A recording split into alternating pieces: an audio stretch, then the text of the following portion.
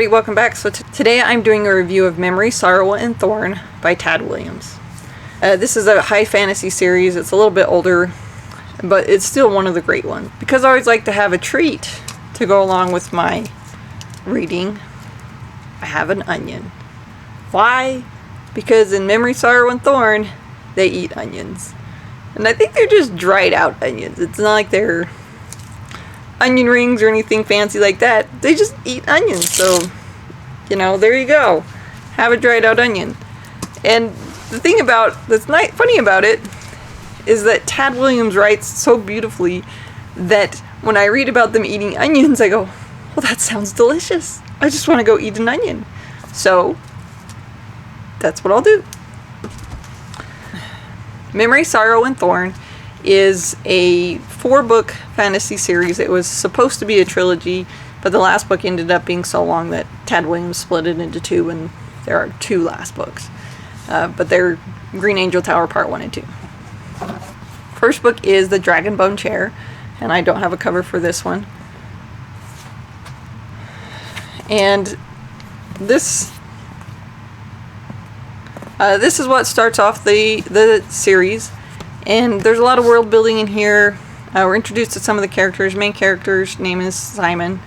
He lives at the palace. He chases cats a lot, and I won't say like he's a troublemaker. He's just very curious, and he's a young boy coming into his own, so he has lots of questions, and sometimes that can be a little bit annoying. And he becomes the apprentice of like the wise man at the castle, and the wise man, he's kind of a magician, but I won't say like that the magic is overwhelmingly powerful or anything like that. He just studies magic, so he's more of a scholar. And Simon gets stuck in a pretty tough situation and ends up having to leave the palace. He runs into obviously some people along the way, a dwarf who rides a wolf, and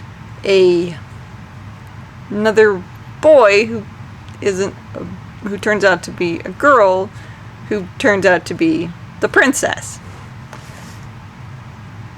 Yeah, clear as mud, right? What does that sound like? Okay, so anyway, they go on this journey, and he ends up saving the life of a Sith. And the Sith are kind of the fairies, or the Fae. And if you look at it, you can see how he took some stuff from mythology and stuff. They're allergic to iron, so they have there was a war between the Sith and the humans, and the humans found out they had this allergy to iron, so they would build iron all around their cities and stuff to protect them from the Sith. Well, the humans won that war, and this takes place several years later. And the main idea is that the Sith are now coming back to get their land back. They have decided that they are going to go to war with the humans again because it's been so long, and the humans don't remember it.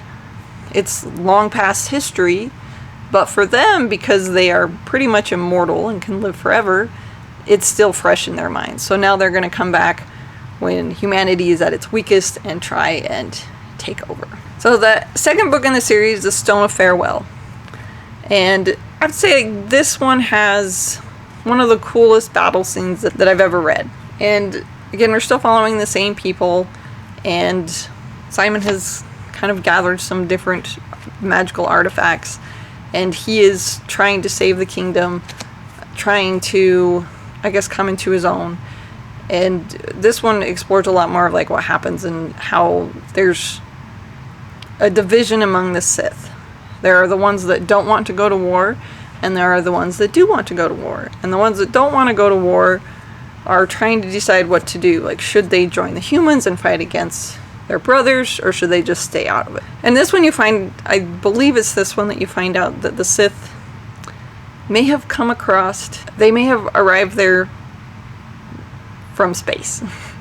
And it doesn't really go a whole lot into it. It just talks about an infinite black ocean that they had to cross to get to where they were. And even though they're immortal, most of the people who were on that journey have died. So even the Sith have some, I guess, some history that know there's only one. In fact, there's only one person that remembers that journey, and she was called she's obviously the matriarch of the Sith, and so that's kind of where that comes from. The division among the Sith. Are they going to fight? And then it has some really cool battle scenes and everything in it. This one was great. The last book, or books, because there's 2 of them and they're pretty big, to Green Angel Tower Part 1 and Part 2. And this is obviously the culmination of the series. What happens? There's a magical ritual that has to occur between these 3 swords that are called Memory, Sorrow, and Thorn, which is obviously where the series gets its title. That these 3 swords are important in this ritual that has to happen when the comet comes. And this is the humans and trying to thwart the plans of the Sith, because if this ritual happens, that means that the Sith will basically have won the war. You know, it's quite an in-depth story. I will say that it's a little bit older, and you can tell there's not a whole lot of morally gray people in there. Most of them are either they're good or bad, and they stay good or bad throughout the entire series. You know, and obviously there is some like mental illness portrayed in it that I thought was done really well.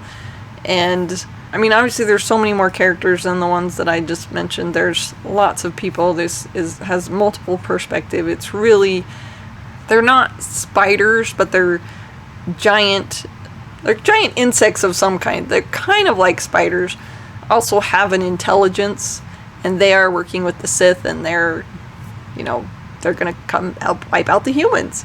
You have a general that had fought in a bunch of wars, and everyone thought was dead, and he just kind of, they find him kind of accidentally, and he has all the battles and things that he has been through, and the toll that it has taken on him all these years later. But the person who recognizes him and says like, hey, this person is like, he's important. Like, you can't just, he's not a nobody. Why is he living like a nobody? And then obviously they're trying to get him to remember who he is, and he, I guess in some ways, doesn't want to. So obviously there's a lot more to this series than what I've said, but it is really good, and there is, a lot of intrigue and a lot of fun characters. There's some chatter that this was actually the series that A Song of Ice and Fire was based on, and having read both the series, I guess I can see some similarities. That's probably for another video though. Like, did the Song of Ice and Fire just rewrite Memory, Sorrow, and Thorn? If it did, I guess we know how it ends. But maybe I'll look into that in the future and just see the similarities and see if I think like, yeah, this really is just a rewrite of it. But my general idea, like right now, would be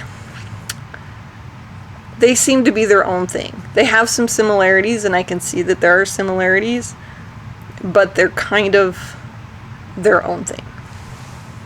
So that's my review of Memory, Sorrow, and Thorn. If you like this video, please like and subscribe. I post new videos on Tuesdays and Thursdays. Now I'm gonna enjoy my onion. Never mind, I'm not eating an onion. I'm gonna have a cupcake instead.